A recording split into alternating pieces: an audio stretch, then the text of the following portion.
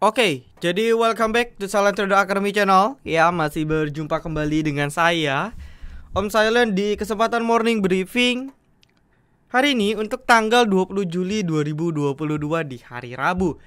Jadi mohon maaf banget nih, beberapa morning briefing gak ada. Pertama saya sakit gigi gitu ya. Agak konyol sih, tapi kalau udah sakit gigi kayaknya mau ngapa-ngapain udah malas banget ya, karena sakitnya lumayan. Ya, dan menyempatkan diri karena kebetulan kondisi marketnya juga lumayan menarik untuk kita bahas. Ya, jadi pastikan Anda selalu stay tune. Minimal sekali dua kali morning briefing pasti ada. Ya, kalau mau intens tentu ya di yang VVIP. Lalu nextnya, simpelnya market, kita bahas market dulu kali ya. Karena kita lihat, wah, market naik 1,15%. Coba saya cek foreign-nya ya, foreign transaction-nya, coba sebentar. Udah open belum ya?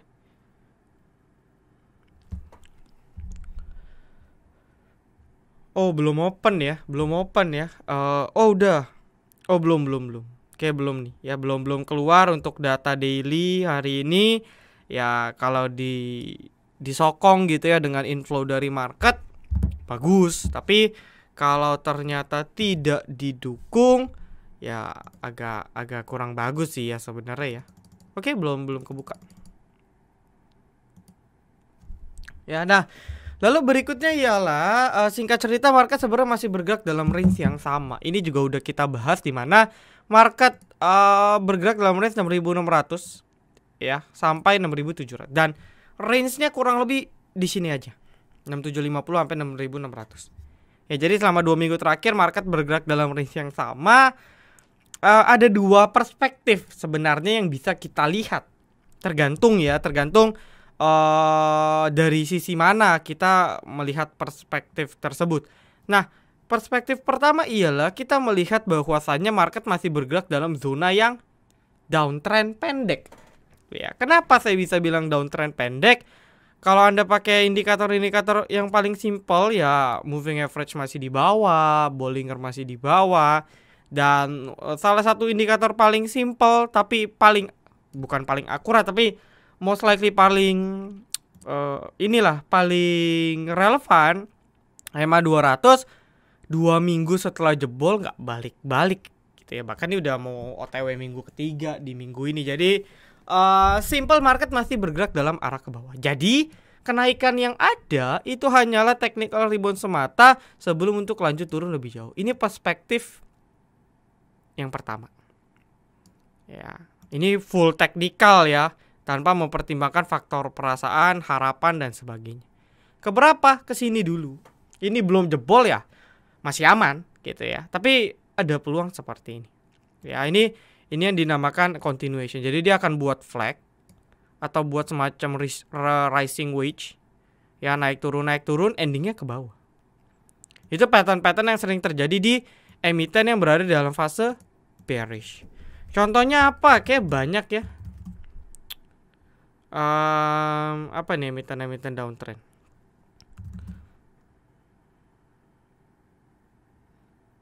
Ya, emiten downtrend. Ya, misalnya kayak gini ya. Oke, dia buat base after breakdown di sini nih. Ya, after breakdown di 740, mencoba kembali dengan buat double bottom, atau kadang dia buat semacam seperti ini ya.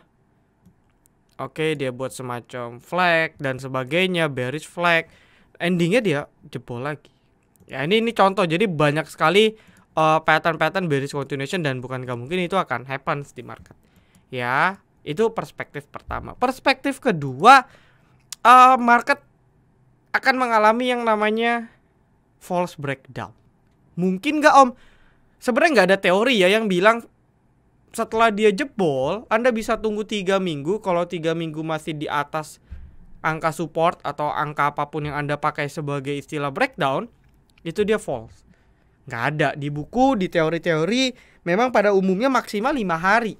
Gitu kan yang saya bilang ya, konfirmasinya 5 hari. Tapi ini udah sampai 15 hari nih kurang lebih. Udah belasan hari. Jadi teorinya nggak ada seperti itu. Cuman kalau ngomong market, ada key driver, ada hal-hal yang dapat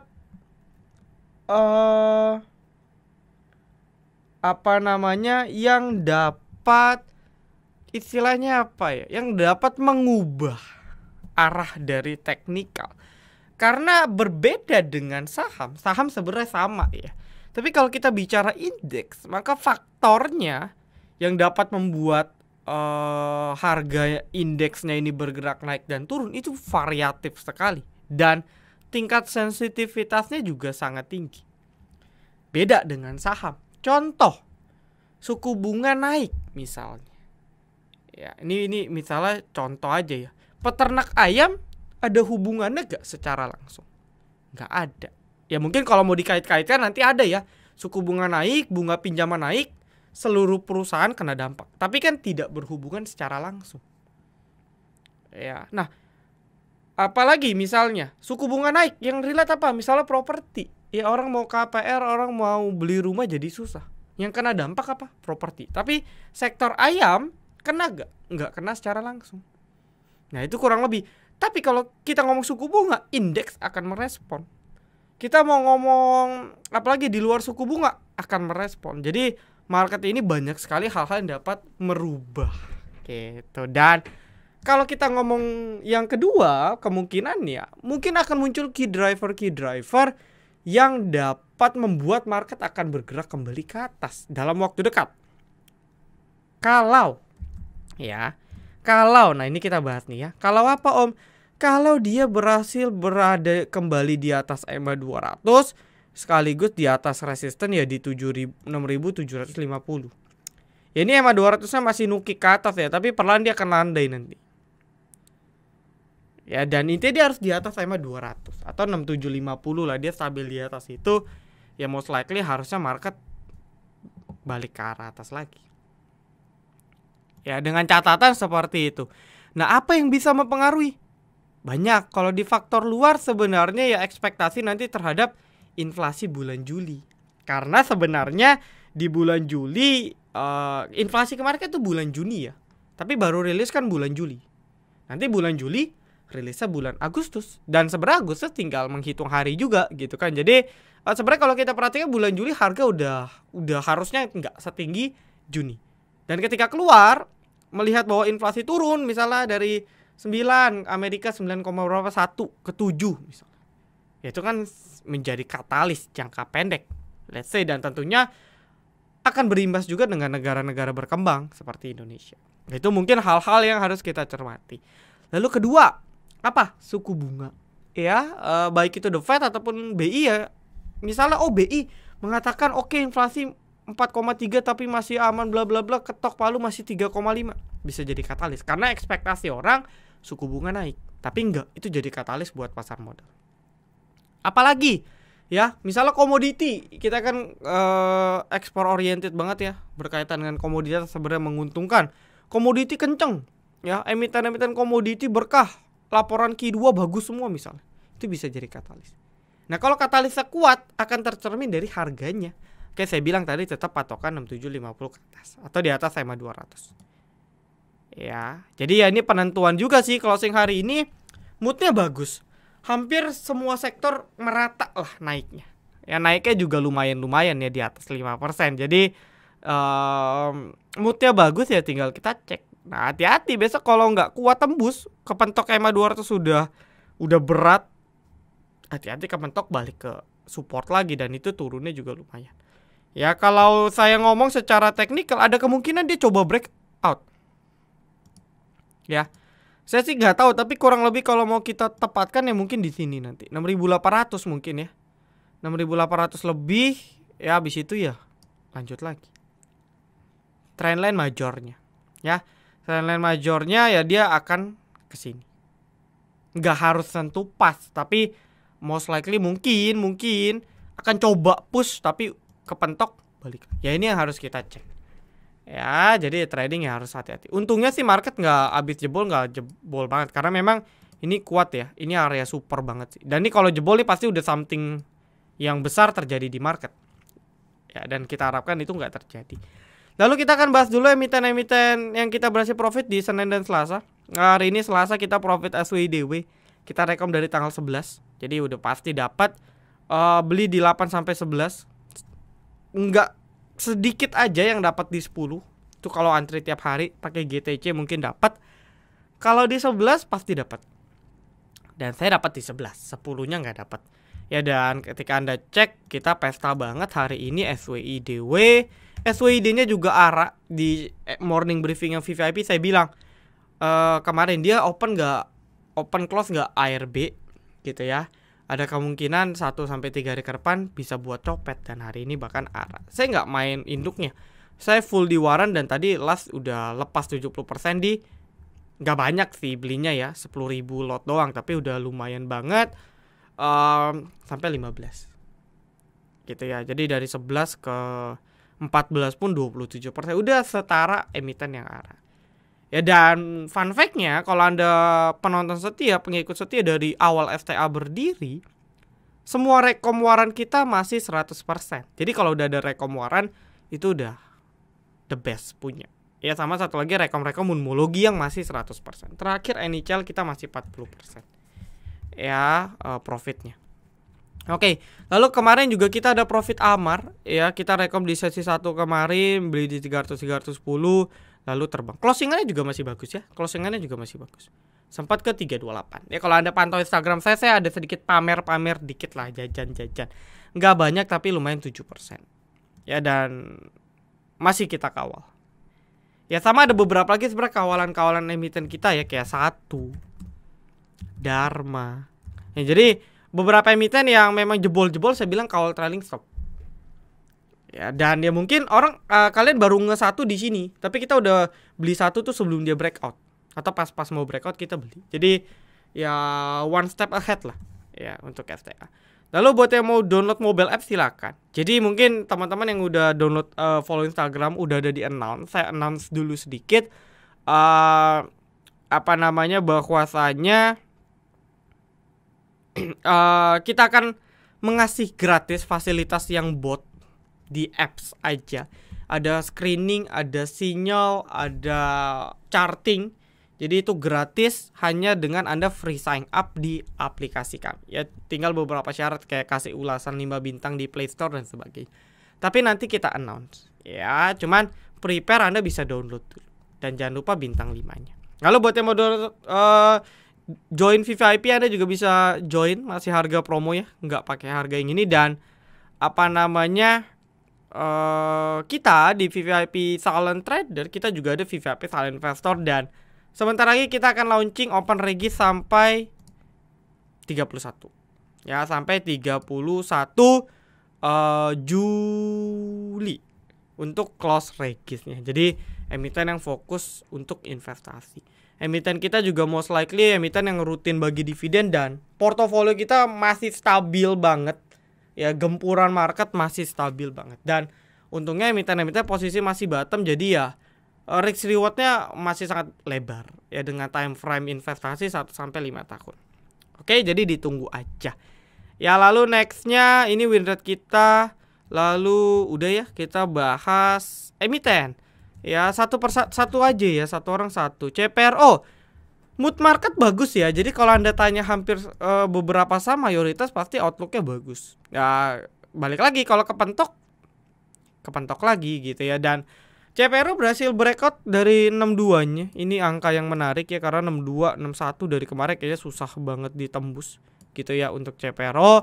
Berarti it's mean dia harus di atas 62. Tapi kalau dia besok atau lusa ada balik di bawah 62, ya dia bakal sideways dan ngeprank.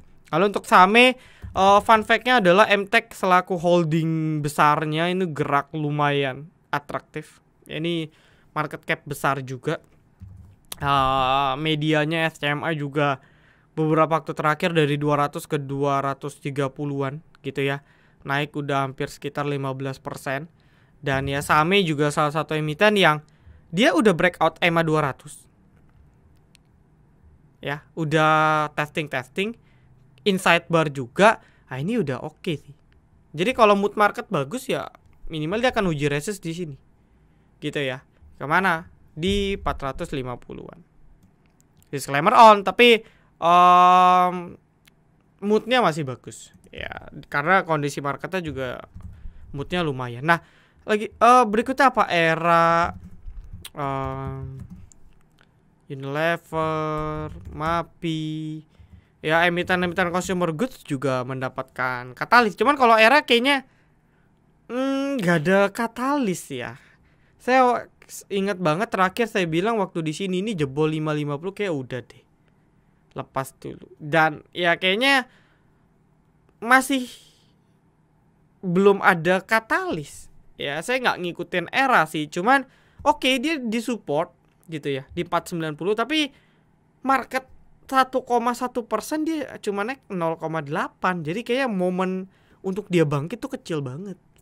Ya, kemungkinan mentok dia tutup gap paling di 505 510. Jadi ya kalau Anda suka silakan, tapi ya saya yakin masih banyak emiten lain gitu ya yang bisa Anda lihat gitu, yang bisa teman-teman pantau.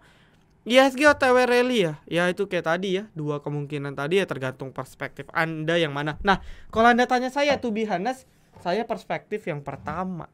Bukannya saya pesimis dan tebar fear, tapi dengan perspektif pertama saya akan jadi lebih berhati-hati trading gitu. Cuma kita tetap trading ya, kita di VVIP juga tetap trading. Oke, Harum RMKE. Wah, ini komoditi gurih ya. Udah lama banget nih, kayak emiten nikel kemarin kan naik 3%. Batu bara sebenarnya turun ya semalam ya, tapi apa namanya emitennya malah bahkan adro 5% gitu ya. Nah, yang kita lihat ya, ini di luar RMKE ya. Kalau RMKE kayaknya kan dia ada agenda tersendiri lah. Nah, kalau kayak model-model Harum, Inco, Antam, sebenarnya kalau kita perhatikan nih semua dalam fase downtrend yang lumayan. Dan kayak sampel saya ambil Antam. Hari ini dia cuma tutup gap, naik, rebound, tutup gap, terus uji resist aja di 1700. Nah, mirip-mirip dengan market, kalau nggak sanggup nanti lanjut turun lagi. Jadi sebenarnya saran dari saya kayak Harum ya, contoh. Harum itu kan kemarin jebol di sini ya 1500 ya. 1500 atau 530. Nah, ini sekarang dia lagi mau uji. Bisa uji sesaat, habis itu kempes. Kalau uji jebol ya bagus. Tapi karena kita melakukan prinsip kehati-hatian dalam melakukan analisa, better kenaikan-kenaikan ini Anda manfaatkan. Ya, terutama untuk emiten-emiten yang udah jebol-jebol kayak gini ya. Untuk sell on strength ya minimal buang muatan lah sebagian. Lalu nanti saya rok ulang lagi di bawah. Itu saran dari saya, tapi kalau Anda masih yakin ya silakan gitu ya. Oke, sebentar ya teman-teman ya.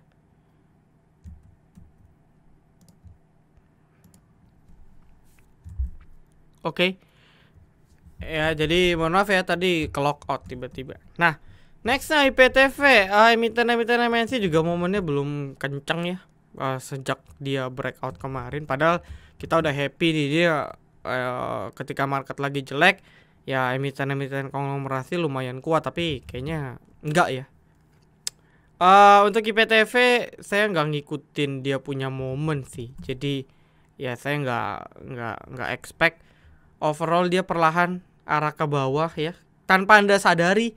Dari dia bertahan di atas 140, lama-lama ke 106, lama-lama di bawah 100. Dan ya kalau mau spekulasi beli-beli di support. Contoh, support IPTV 103, 101, 102 misalnya, udah beli 104, stop loss 102, TP di resistance. Paling itu sih ya. Kalau Anda mau beli ekspektasi tiba-tiba naik 15% ya itu berspekulasi banget. Tapi kalau dari sekarang yang bisa Anda lakukan spekulasi buy on weakness dan berharap untung-untung digoreng. Ya, farmasi kalau yang rumah sakit sih sebenarnya moodnya bagus ya menurut saya ya. Yang berhubungan dengan kalau kita cek sektor IDX Health itu teknikalnya salah satu sektor yang masih uptrend. Ya ini saya kasih contoh ya. Jadi saya gambarin sektornya aja ya. Jadi Anda tuh bisa cek juga sektornya untuk melihat secara garis besar gitu ya. Nah, kalau kita lihat IDX Health itu salah satu indeks yang bisa dibilang masih stabil ya. Dia breakout di 1480 dan masih di atas. Nah, tapi kalau kita cek indeks-indeks lain, finance nih jebol. Energy masih sustain lah. Ya, cyclical tuh udah jebol. Basic industry sempat jebol dan ini baru ya. Basic industry ini luas sih.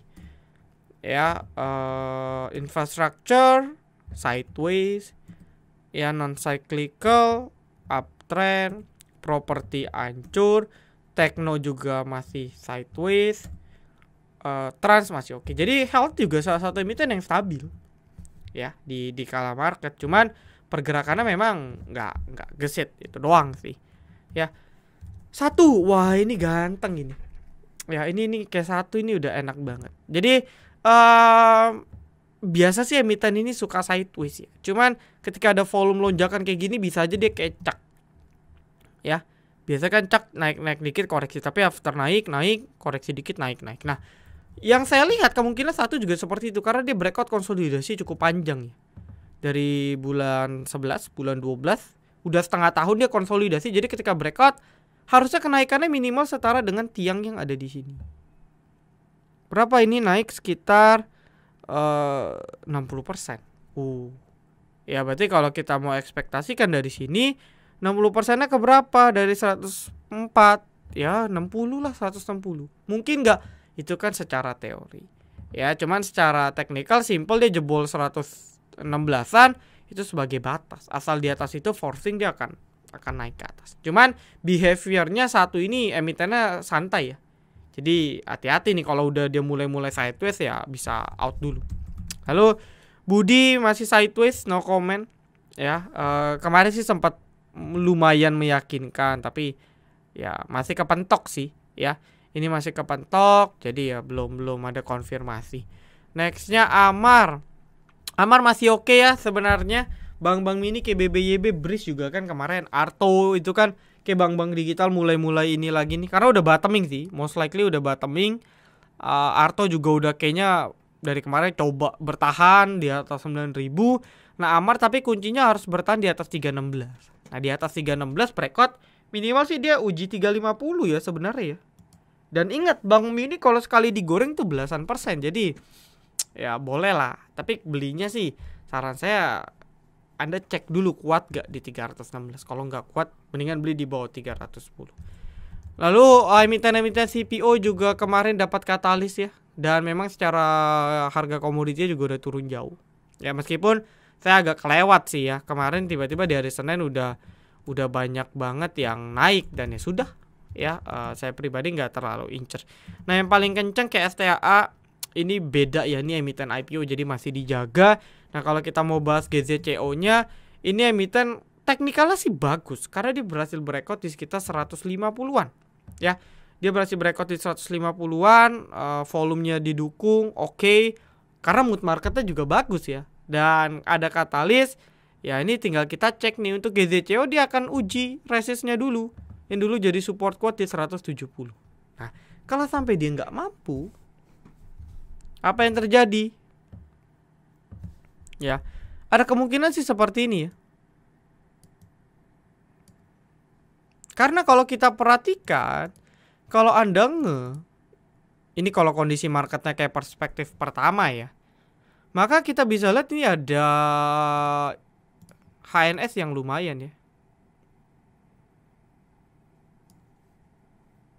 Nah ini ada HNS yang lumayan ya, lumayan. Cuman for technical dia jebol 150 ya, maka Anda tinggal maintain dia benar-benar bisa di atas 190 atau enggak. Itu aja sih ya. Nextnya Mapi no comment ya. Saya jarang banget nih bahas consumer good karena slow banget sih. Oke dia naik 4% tapi besok turun 2%, lusa turun 2% baru naik lagi. Jadi agak kurang suka sih ya. Weekly oke. Nah ini nih mungkin jadi penting ya. 965 960 lah. 960 sampai 990 ini jebol lanjut sih. Ya, ini lanjut sih. Ya, bagus sih kalau bisa jebol. Cuman balik lagi nih sektor-sektor yang agak nyantai ya. TRGU sebenarnya saya nggak mau bahas sih ya. Coba broker summary-nya udah keluar belum? Oh udah keluar. Oke. Dari awal IPO ya, ini ada beberapa broker yang masih pegang. Ini fun fact juga sih ya. Menurut saya ini fun fact juga, setelah IN, IU ya, ini biasa ya, broker-broker yang awal buang, ada beberapa broker yang masih masuk kembali. Dan harganya pun bisa kita bilang harga yang lumayan ya, di 500-an. Ya, jadi sebenarnya ada hal menarik sih kalau Anda mau coba ikutin si TRGU, maka sebenarnya kita bisa tarik kesimpulan bahwa 500 itu jadi batas. Ya, karena kalau kita perhatikan tadi nih cost bandar KMG 489, MK 500, YP, YB, XC, ini kecuali PC ya, ini kan udah lot-lot kecil.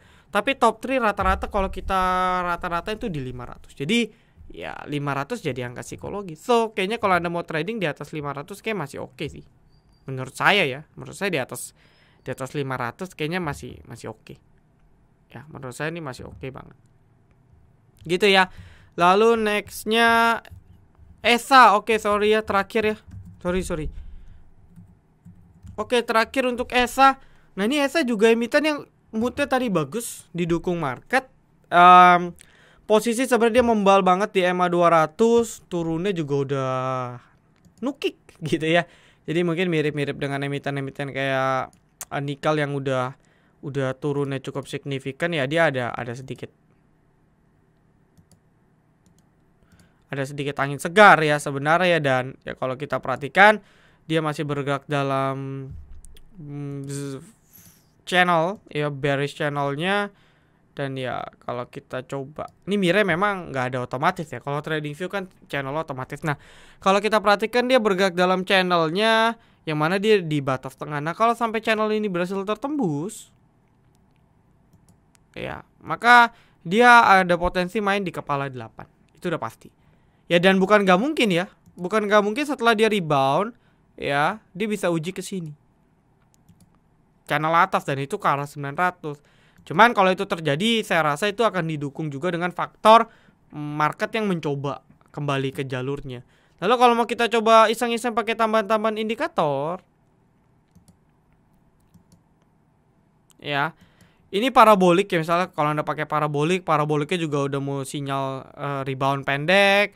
Lalu kalau Anda mau menggunakan indikator apa ya? Salah.